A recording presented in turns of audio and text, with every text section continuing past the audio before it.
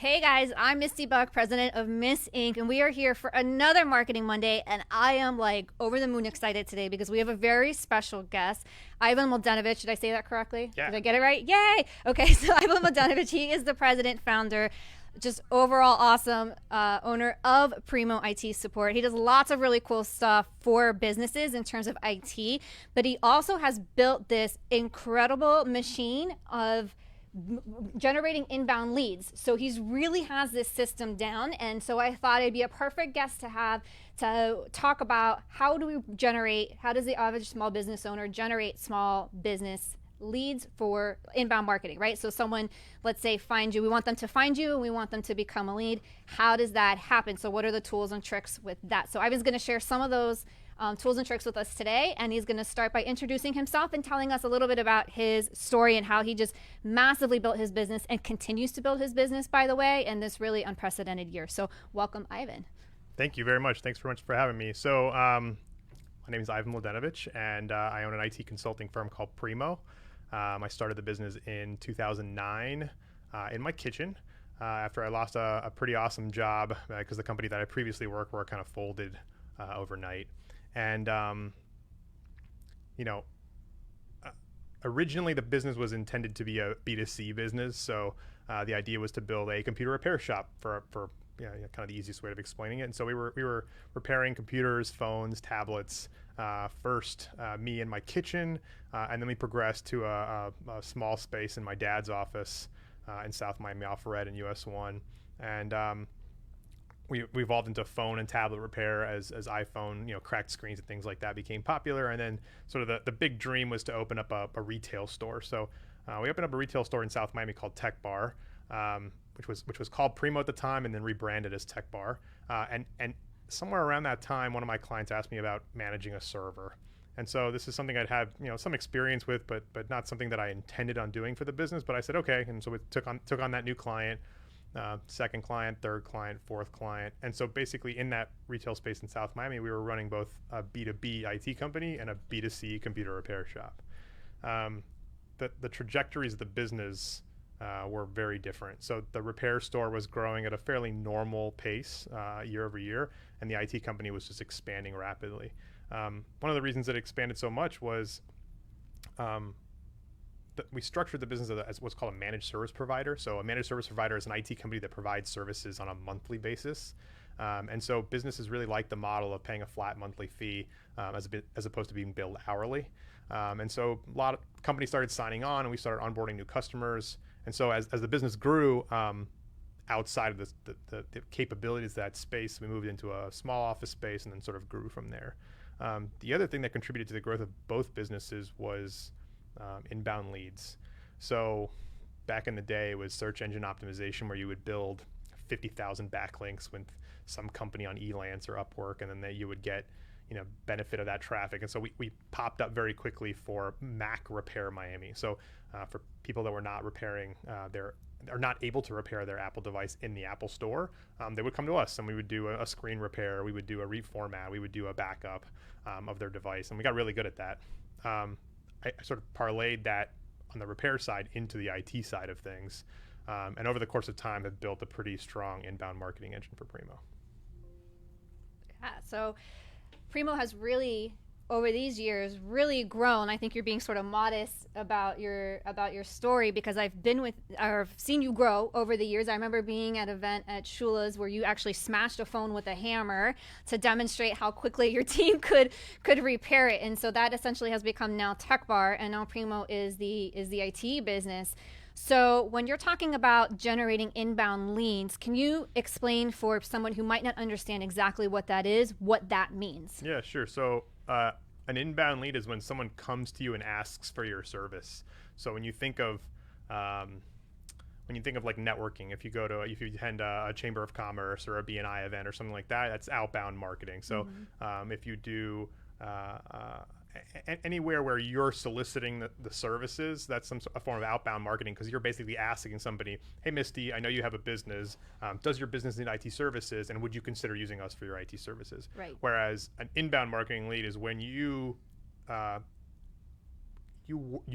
perform activities that allow people to find you and then request service. So something like an inbound marketing tactic would be something like using Google AdWords or Facebook advertising, or using an email newsletter, where you're basically making people aware of your business on a regular basis. But the inbound component of it is when they solicit. So in my business, businesses are not changing IT companies on a regular basis. It's like banking. It's like your accounting firm. It's you may have the same accounting firm for the entire life of your business. And so when the time comes, when the moment is triggered, when your accounting firm fails or your IT company fails, you're going to think of, at that moment in time, who do you know? What relationships do you have? And you might solicit, friends, family, colleagues, businesses in your sphere about who you know, and then slowly start performing your research. And you might also consider businesses that have delivered inbound marketing to you. So for me, it's much better when a prospective client comes to me and says, "Hey, I'm XYZ company. I would love to engage and possibly hire you for your services," than me saying, "Wouldn't you like to buy my services?" Because you might not be at the right moment in the cycle, in the sales cycle, in the purchasing cycle to consider purchasing those services.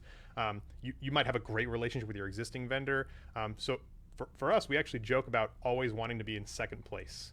So I want every company in South Florida to be aware that we exist as a company, so that when the buying moment does come, that we are on the short list of companies that they consider and solicit.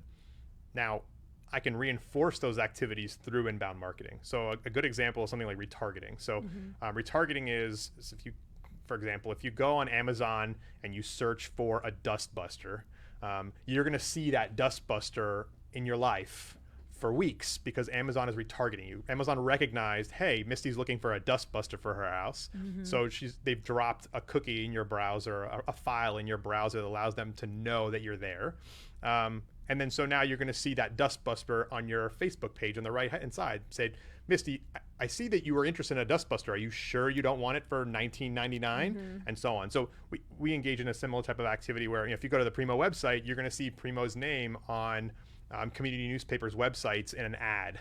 You're going to see our website in your Facebook and Instagram feeds. You're going to get sort of an increase in the flow of marketing because you've clearly made a buying intent. Buying intent is you checked out our website. Right.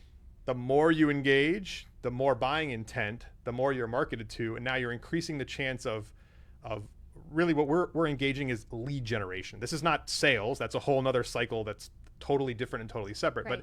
But I'm engaging so that Misty comes to me and says, "Hi, I have a marketing agency. I'm really interested in IT services. Tell me more." That's the metric of success. And then obviously you start playing the sales funnel game of, how many people call, of the people that call, how many do you talk to, of the people you talk to, how many do you write a proposal for, and of those that you write a proposal for, how many close. Right. Yeah, so you can get really granular with that process of sort of your funnel. In other words, we hear that term used a lot. So like, what is my lead funnel or my generation, and where are those leads coming from? So that's a really good point, right? Is versus the hot lead versus someone who's already looking for your business and researching you versus somebody that you're just advertising to that doesn't necessarily have a need for you right away. So that could generate a couple different types of things, right? So we're talking about remaining top of mind. We talk about that a lot on this show. So that's when we're doing social media, we're running ads, and we're doing some other things to maybe people who might have an interest in what you do, but perhaps aren't quite ready to buy from you, but it'll help you stay top of mind because there will be brand recognition behind what you do. And then what Ivan's talking about with the lead generation and the retargeting, though, is making sure that when people do search for you, they do have that active current need, that you are showing up and that you're continuing to engage with them through tactics like retargeting. So, Ivan, this has been a really unusual year, 2020. And for some people, they are still seeing business opportunity, right? So what are you doing differently, or are you doing anything differently to generate leads in 2020? So the first thing we do is we didn't stop what we were doing before. It's natural that in a time of challenge, marketing budget's one of the first things that gets lobbed off, because the impression is of the business owner, I need to keep my existing revenue more than I need to engage in activities to generate new potential revenue. So the first thing is we kept going, and we did change some of the ways, but the messaging, the marketing was very similar. Number of businesses were obviously dramatically affected by COVID. There were a number of other businesses that were not dramatically affected by COVID, and they kept running, although they were operating remotely, operating with masks, whatever it is, whatever different paradigm they had to work through. Some businesses continued operating as normal. So we continued the marketing activities, and inherently competitors of ours, particularly companies that were more concerned about their budgets, reduced the marketing spend. And so that actually made it easier for us to be present to those companies. Right. So a perfect example, in a Facebook ad or a Google pay-per-click ad, it's an auction. And so if I'm willing to pay $30 for a click and you're willing to pay $35, and you're the highest budget, you're going to get the highest position for that particular ad. Right. But if you stop marketing, the price is not 35 anymore. The price is 30. So I'm still at my original set budget, but there's less competition vying for that ad. The other, so another thing that we did is we just took care of our existing clients. So a lot of our clients went to remote. We experienced quadruple call volume and quadruple ticket volume. Wow. For a period of about 45 to 60 days, starting at around April 1st. So we had to sort of rally the team and make sure everybody's ready to take on the challenges associated with supporting clients in COVID, making sure they can all work remotely. We also have a private cloud environment that clients work in, so we had to make sure everybody could segue to working from home safely. And at the same time, while we worked, we moved to working from home safely as well. Fortunately, the nature of our business is one where we work well remotely. So the technical aspects of us working remotely were fine. The cultural aspects were a little bit more of a challenge. It's something we had to learn. We were used to in-person meetings. We were used to in-person discussions about a project. Like that was all now moved to being remote. But there was like the period of being COVID drunk, right? And then there was like the hangover. But once the hangover was over, like we said, okay, this is not going away for a minute. Why don't we keep operating the business as if it was a regular business? We just don't happen to be in the office together. So once we figured that out, and that was probably maybe around month 3.5 or so, is when it started you started to see the impact of it. There was a natural expense savings of like, less spending on going to conferences, for example. Right. We usually go to 8 to 10 conferences a year. We went to 0 this year. So that was an inherent saving. So some of that money we turned into, spot bonuses for our staff, or paying for meals for our staff and things like that. Just and technology we had to buy to be able to work remotely together. I'm part of a number of industry peer groups, and so I also leverage the peer groups to understand what other companies were doing and sort of where we were on the curve. And in the end, most IT companies have done fairly okay during COVID, just because they're not only are they an essential business in the fact that companies need them to survive, but they become an even more important business. So if there was ever a time that my clients were more thankful or more communicative with us, it was during this time, because some of them were very prepared for working remotely, and others were not. Right. Sorry, I just have to respond to something really quickly. Things happen live, ladies and gentlemen. Here we are. So, all right, Ivan. So, thank you for sharing that. Yeah. And I want to thank you again for taking your time to be here today and share all this with us. So, if you are speaking to, we're talking about different opportunities that are present right now. So, if you are speaking to somebody, we're talking specifically about B2B, so business to business. Marketing and lead generation right now. We've talked with past guests. They say very similar things that they did in COVID is they ramped up what they were doing on digital, number one, and number two, they took care of their existing customers, right? Because I think word of mouth referrals are so strong, and you want to make sure that you're really taking care of your core your core existing market already, right? So that's sort of like the foundation, and that is a piece of marketing, believe it or not, because your customers will speak, and that they're talking is what we call something called social proof. That's one element of it. So when they're talking highly of you, that's a social or a peer review, essentially, right? So I want to thank Ivan for bringing up that point. So when we're talking, Ivan, about B2B, all right, and I'm new to the game, right? Maybe in COVID or just in general, I'm using this as an opportunity to start a new business, or I've had a business and maybe it's only been a couple years, right? So maybe I'm pretty new to all of this. When you were starting out, obviously things were a little bit different in terms of how lead generation and all those different tools are working today, because things change so quickly. Google's constantly updating its algorithms. All kinds of fun stuff is always at play. So all that in mind, what is, I guess, 3 things, if you want, it can be more, it could be less. What are some top things that you would tell a new business owner who's marketing B2B and wants those inbound leads? Okay. I think the first thing in marketing is to identify what you're looking for. So sort of crafting what your target market is and understanding the types of people you're going to be marketing to. So in some cases, it's easy because you yourself are a consumer. Like, why do you choose to buy Crest toothpaste over Arm & Hammer toothpaste? Because you've been marketed to a certain way and you believe that Crest is the best. Right. Right. So for Preemo, our clients are generally businesses that have at least 10 to 15 employees, all the way up to 200-300 employees. They're generally based in Miami-Dade County. They're generally outsourcing IT services or co-outsourcing IT services. And there's some sort of immediate need. So the current IT company is not delivering services fast enough or properly. They've gone through a security incident, like a ransomware infection. So first thing would be identify who you're marketing to, because that inherently drives the next couple of things. So Okay, second thing is number one is audience. yeah, who are you talking to, and what do they want to hear? Right. So the second thing I would say is define what good looks like, right? So for me, good looks like a minimum of 8 to 10 qualified leads a month. A qualified lead fits all the criteria that I just said. So if a business comes in as a lead and they have 3 employees and they're based in Wisconsin, that's not a qualified lead. Doesn't count. Even though I got a lead of a viable potential customer, we don't service businesses in Wisconsin. We don't serve businesses that have 3 employees. It's just the nature of that. So by being specific, it allows me to be much more targeted in the marketing and also know how to spend the budget.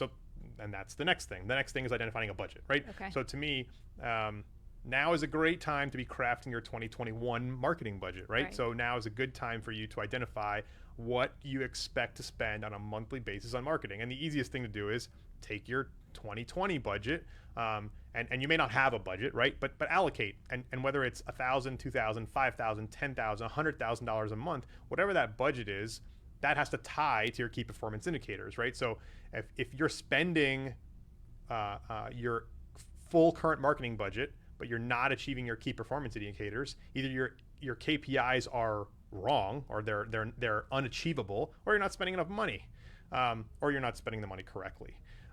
So to me, once you have kind of those things aligned, marketing is 90% science. Sorry, 80% science, 10% art, and 10% luck. So there's an art form to choosing which marketing tactics work for a particular business, but a lot of it is very metrics driven. So you should be able to see consistent improvement month over month by making small decision-making changes in your business.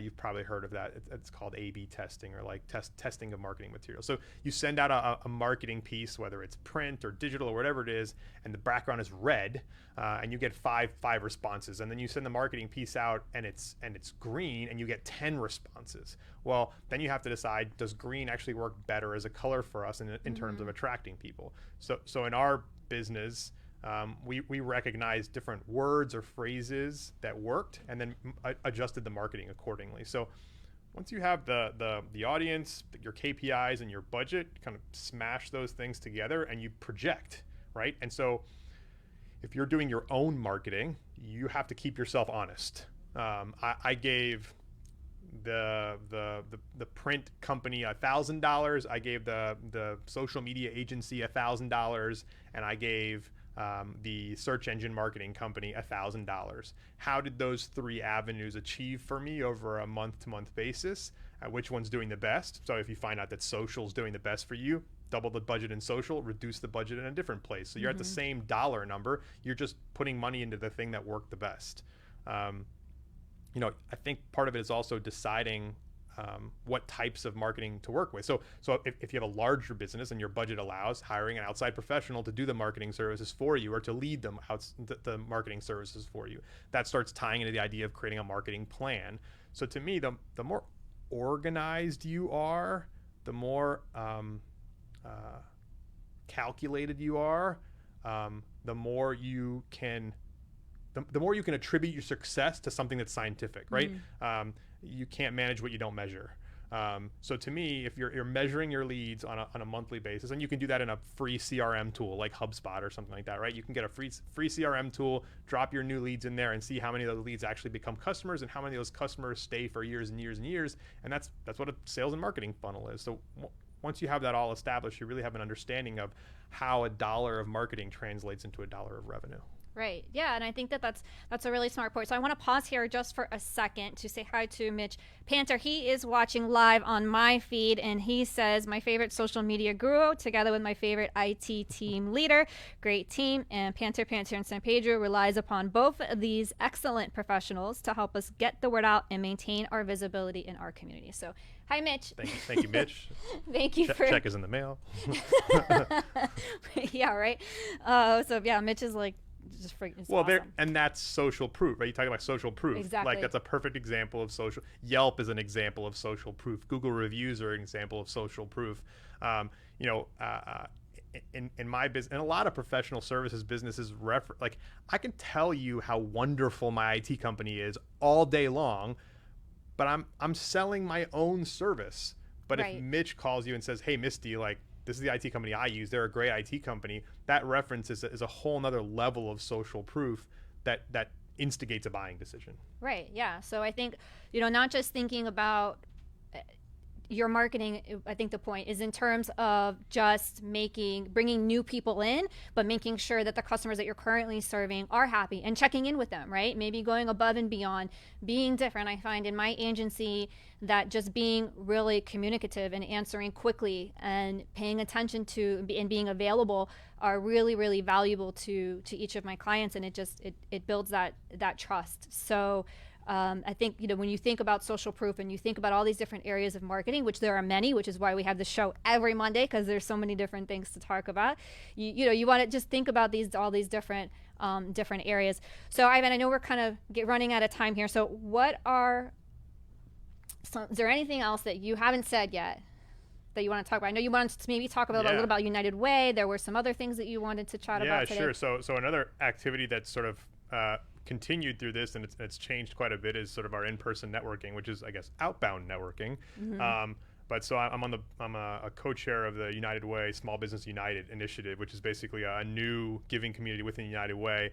It's focused around small businesses, and obviously a huge potential for creating awareness of what the United Way does, but also a huge potential in connecting business owners one to another. So we do this traditionally in chambers and networking groups and networking events.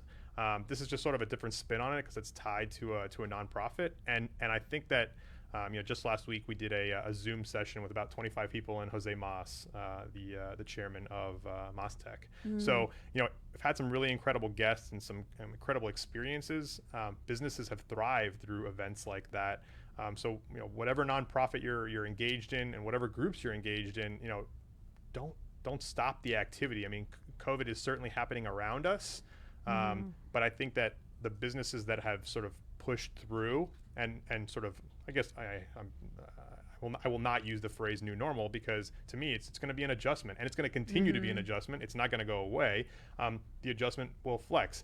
I don't think half the people, what was I saying something the other day? Oh, I said my office is in Pinecrest, and our new office building is off of 826 and Bird Road. Okay. So for me to get to a meeting in Brickell, it takes me maybe 30 minutes, 35 minutes on a regular drive, normal Miami traffic, and then 30 minutes back. So it's an hour in the car where, yeah, I can make phone calls and I can sort of steer my team, but it's different than if I'm sitting at my desk.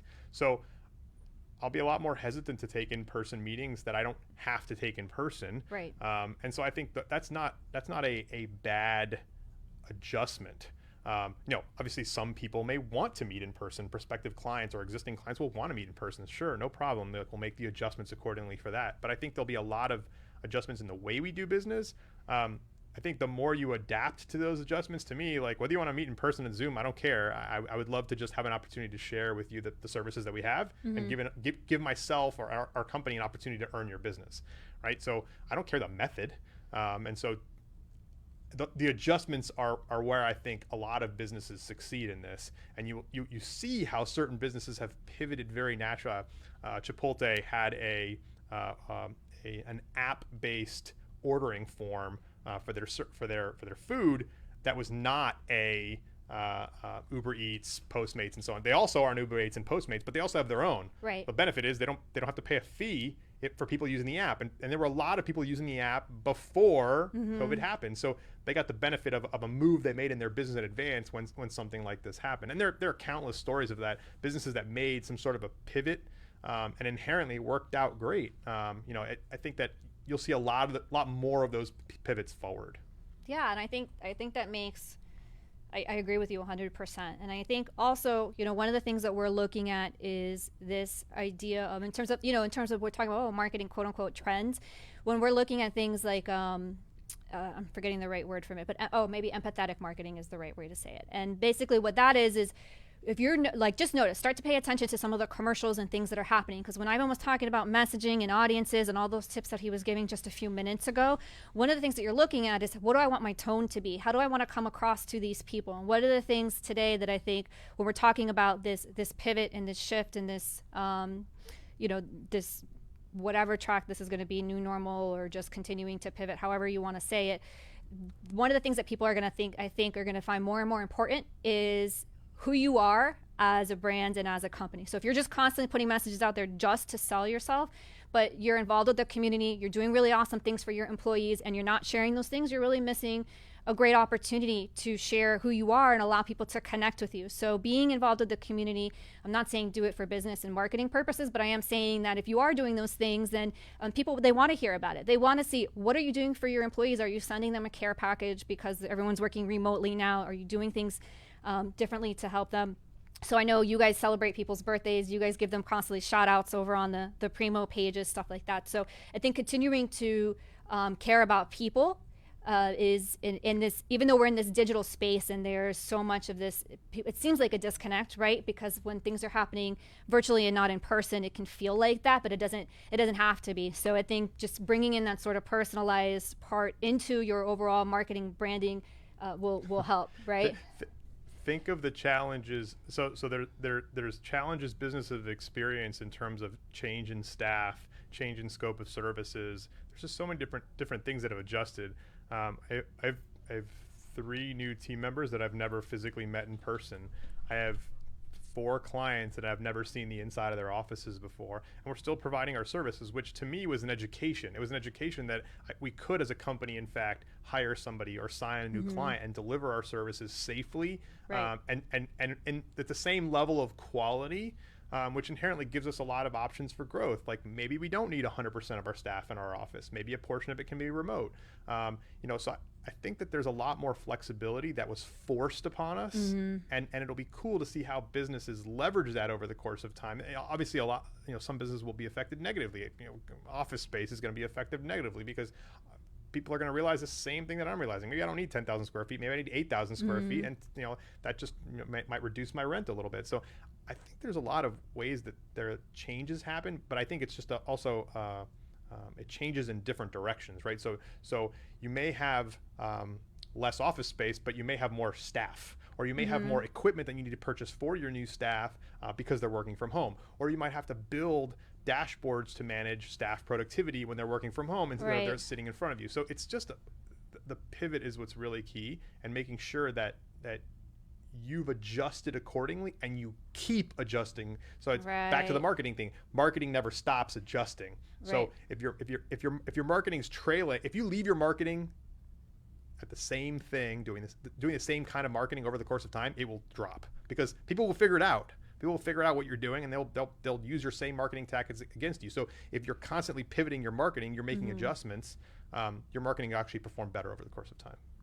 Yeah, totally. So you want to continue to just be creative, be proactive, just be, active, right? I think is just the best way to say it, and be paying attention and not being afraid to make those tweaks and see what happens. I think, we're all really in the same boat with trying to figure out all these different tweaks and things anyway. So I hope that you guys had some of your questions answered about lead generation, specifically inbound lead generation for B2B businesses. If you have more questions about that, Ivan might be able to help you answer that, or especially if you want to talk to him about IT structure, if you are working remotely, maybe you're struggling with that, or you're still trying to figure things out long term, definitely recommend speaking with him. His information's right here. Ivan, do you have another way that people can reach you besides Preemo.com? Sure. Certainly through our website you can reach me. Ivan@Preemo.com is my email address. Feel free to give a call to the office. I'm happy to talk to anybody. This is a point of interest to me, so if I can help your business in any way, I'd be happy to do so.